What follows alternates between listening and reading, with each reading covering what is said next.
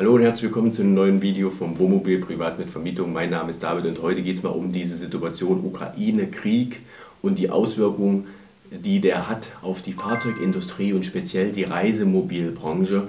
Was gibt es da für Auswirkungen? Was kommt da auf uns zu in Sachen Bestellung, Lieferung und so weiter? Wir schauen uns das näher an. Bleibt dran, bis gleich.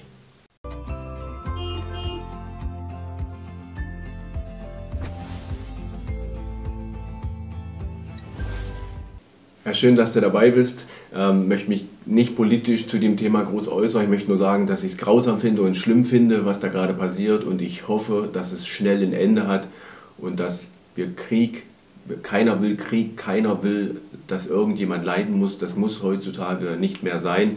Schlimm, dass es das momentan noch gibt und wieder gibt und in den Ausmaßen gibt. Ich hoffe, dass es bald beendet und nimmt keine größeren Ausmaße an. Heute möchten wir aber grundsätzlich mal darüber reden, was wirkt sich oder wie wirkt sich das Thema auf uns aus, wir mit unseren Reisemobilen und speziell natürlich auf diese Mobile von euch, die vielleicht bestellt sind, die bestellt werden. Viele von euch sind auch potenziell Vermieter und planen mit mehreren Mobilen und verändern sich hier und da mal. Das ist ja eh schon alles speziell. Ich habe da auch schon ein Video gemacht dazu.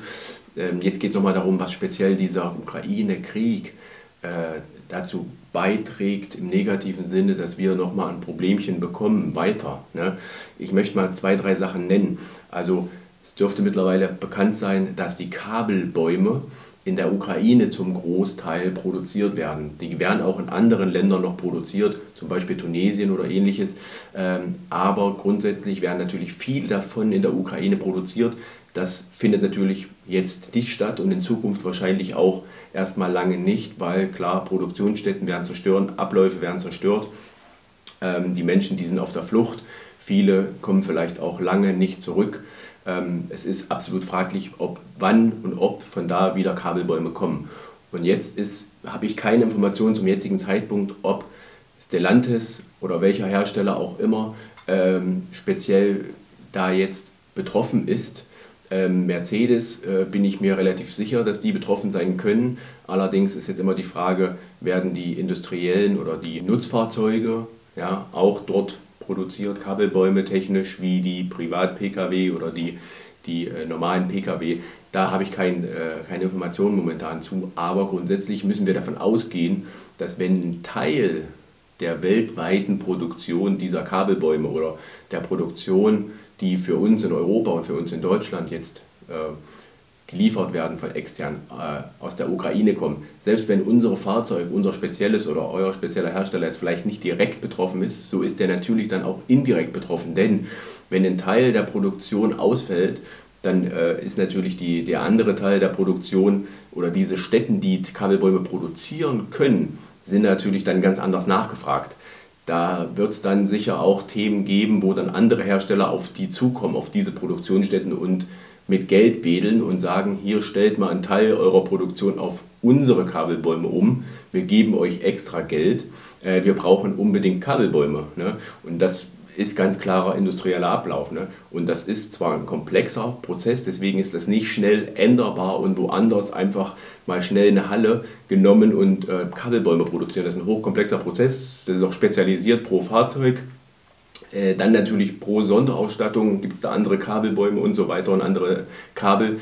Deswegen ist es eher denkbar, dass Produktionsstätten, die schon Kabelbäume herstellen, dann von anderen Herstellern auch angesprochen werden und ihre Produktion zum Teil ein bisschen umstellen. Ja, das sorgt natürlich dann auch wieder dafür, dass diese original dort produzierten Kabelbäume weniger werden. Ne, wenn ein anderer Hersteller dazukommt und sagt, produziere für mich auch, ich brauche es unbedingt, meine Bänder stehen still, dann passiert das vielleicht, aber dann wird diese Grundproduktion, die dort eigentlich immer herkam, verringert. Und dementsprechend wird es sich eigentlich auf den kompletten Markt auswirken. So ist meine Meinung, so ist meine Einschätzung. Also da müssen wir damit rechnen, dass das noch dazukommt zu den jetzigen Themen, die wir eh schon wegen der ganzen Corona-Verzögerung und so weiter haben. Das wird nochmal dazukommen. Da stehen auch schon bei diversen Herstellern die Bänder still. Außerdem gibt es auch das Thema noch, Neongas kommt aus der Ukraine, und zwar ist das ein Gas, was speziell zur Produktion von Halbleiterplatten gebraucht wird. Wenn dort irgendwelche Hochleistungslaser arbeiten, die produzieren, die brauchen spezielle Gase, Neongas. Und das kommt aus der Ukraine. Auch da ist natürlich wieder dann im Endeffekt durch dieses fehlende Gas oder diese verschlechterte Lieferung diese Halbleiterproduktion nochmal zusätzlich wieder gefährdet. Und das wirkt sich ja auf die Komplettbranche aus. Das ist ja mittlerweile überall drin. Und ich habe es erlebt, also zum Beispiel Radios für Wohnmobile, die sind teilweise schwer zu bekommen, ist undenkbar in der heutigen Zeit, aber ist jetzt schon so, das wird sich nochmal verstärken. Und auch Palladium für die Produktion von Katalysatoren kommt aus der Ukraine, kommt viel aus der Ukraine und das wirkt sich natürlich auch wieder auf alle Fahrzeuge aus. Also herstellerunabhängig, egal welches Fahrzeug, die haben alle Katalysatoren drin und wenn die natürlich dann, wenn die weniger werden am Markt, das heißt ja nicht, dass die komplett rausfallen, aber wenn die weniger werden am Markt, dann werden die nicht nur teurer wieder, was sich dann auch wieder bemerkbar macht, das wird wieder weitergereicht an euch, an den Endkunden leider, sondern auch ein Mangel. Ja? Und da bleiben wieder Fahrzeuge stehen, die dann wieder sonst wo auf irgendwelchen Flughäfen stehen, halbfertig und nicht ausgeliefert werden können. Also das sind nur 3 Punkte, die sich jetzt durch den Ukraine-Krieg nochmal zusätzlich zu dem Thema, was ich ja im Video schon mal erwähnt hatte, Lieferthematiken auswirken wird.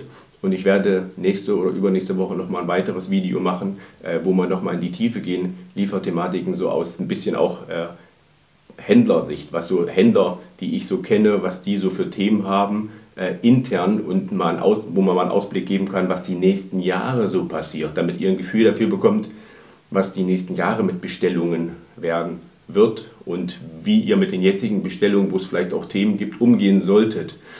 Ich hoffe, ihr seid dann auch wieder dabei. Ja, ich hoffe, ich konnte euch da ein paar Informationen geben und vielleicht ein bisschen zeigen, worauf man achten sollte und was vielleicht jetzt auf uns zukommen kann.